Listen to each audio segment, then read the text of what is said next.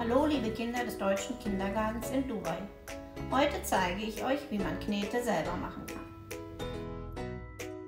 Dazu braucht ihr 400 Gramm Mehl, 200 Gramm Salz, 2 Esslöffel Speiseöl, 2 Esslöffel Zitronensäure und 500 Milliliter kochendes Wasser.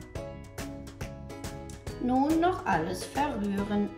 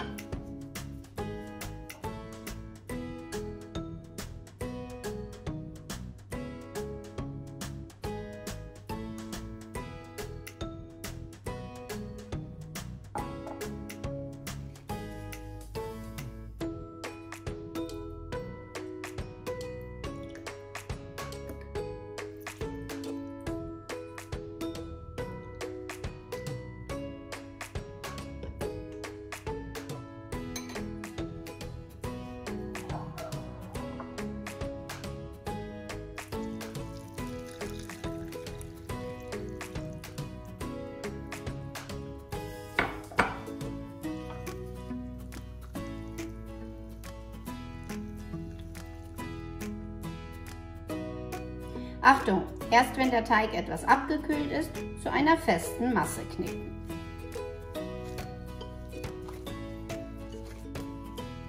Jetzt bunt. Lebensmittelfarben färben nicht nur den Teig, sondern auch die Hände. Deswegen trage ich Handschuhe. Ich fange an mit Orange.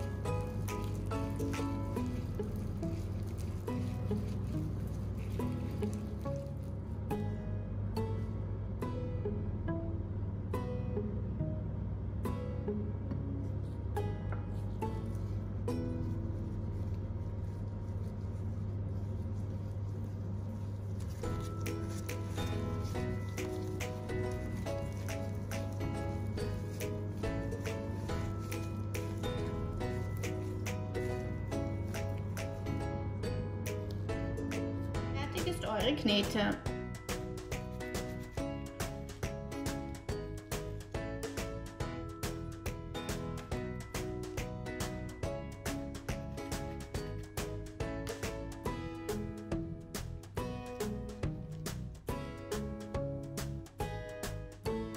Viel Spaß dabei!